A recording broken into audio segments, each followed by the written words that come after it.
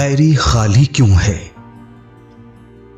उसे तो भरा होना चाहिए सपनों से, विचारों से, आशाओं से, उद्गारों से। डायरी खाली क्यों है?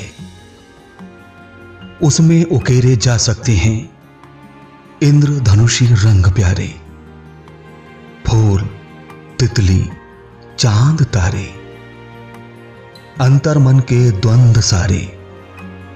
डायरी खाली क्यों है? डायरी को तो भरा होना चाहिए ताकि बीती हुई गलतियों का दोहराव ना हो,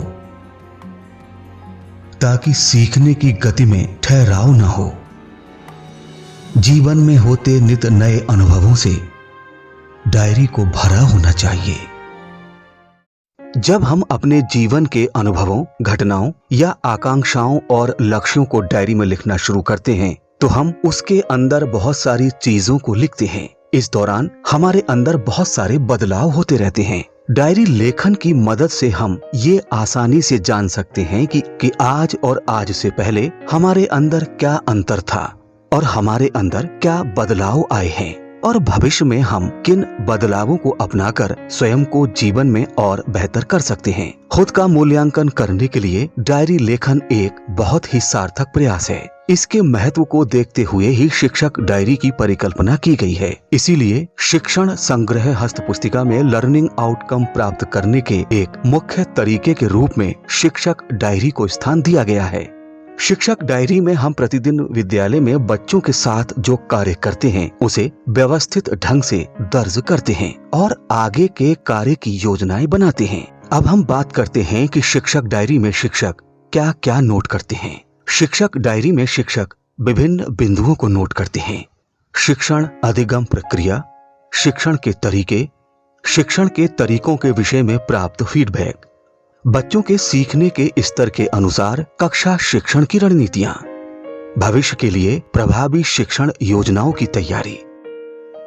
कभी कभी कतिपय शिक्षकों द्वारा ये प्रश्न किया जाता है कि आखिर शिक्षक डायरी की आवश्यकता क्यों है।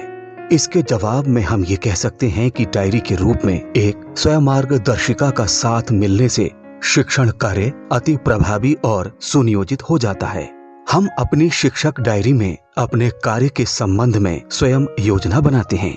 अपने अपने विषयों से संबंधित पाठ्यक्रम में दिए गए लर्निंग आउटकम को अपनी सुविधा और लक्ष्य के अनुसार विभाजित करते हैं और उनके अनुसार गतिविधियां बनाकर कक्षा कक्ष में उसका प्रयोग करते हैं।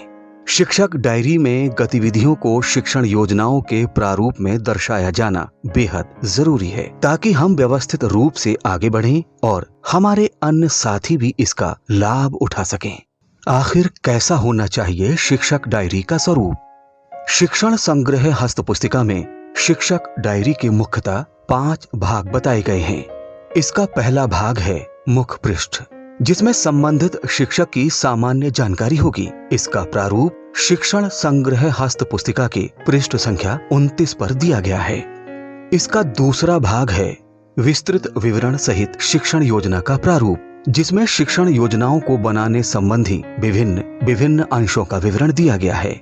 इसका तीसरा भाग है शिक्षण योजना का प्रारूप, जिसमें शिक्षक अपनी योजनाएं बनाएंगे। इसकी 100 प्रतियां डायरी में होंगी। डायरी के चौथे भाग में शामिल है शिक्षक द्वारा किए गए कार्यों का संक्षिप्त साप्ताहिक विवरण, जिसमें शिक्षक प्रतिदिन वादन के अनुसार कक्षा, विषय एवं पढ़ाए गए पाठ्यांशों का संक्षिप्त साप्ताहिक विवरण अंकित करेंगे। इस प्रपत्र का प्रारूप पृष्ठ संख्या 33 पर दिया गया है और इस प्रपत्र के 50 पृष्ठ शिक्षक डायरी में संलग्न होंगे। डायरी का 5वां और अंतिम भाग है अपना पन्ना। इसके लिए शिक्षक डायरी में 10 रिक्त पन्ने होंगे, जिसमें शिक्षक आवश्यकता अनुसार विभिन्न शैक्षिक सूचनाओं को अंकित कर सकेंगे। डायरी के अंतिम पृष्ठों में शिक्षकों के लिए कुछ डूज एंड डोंट्स भी बताए गए हैं।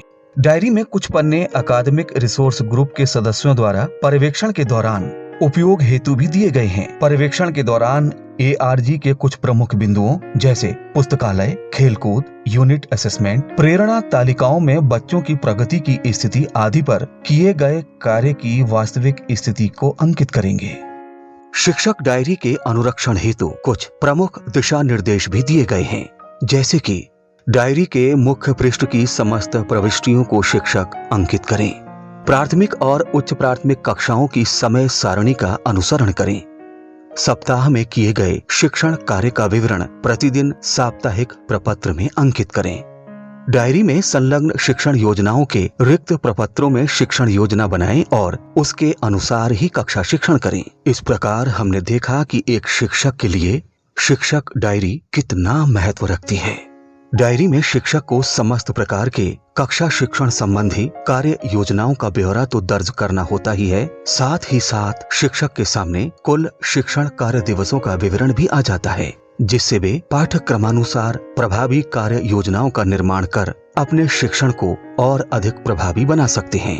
हम सभी को इन बताए गए बिंदुओं के आधार पर अपनी शिक्षक डायरी का निर्माण करना है और दिए गए दिशा निर्देशों के अनुसार गतिविधियों का आयोजन करना है। उन्हें कक्षा में क्रियान्वित भी करना है। शिक्षकों द्वारा डायरी में साप्ताहिक योजना और अपने प्रतिदिन के कक्षा शिक्षण की आत्म समीक्षा करने से शिक्षकों को स्वयं मूल्यांकन करने का अवसर मिलेगा। डायरी में निर्दिष्ट क्रियाकलापों और गतिविधियों को क्रियान्वित कर हम बच्चों को निश्चित ही सीखने की दिशा में एक कदम और आगे बढ़ा सकेंगे।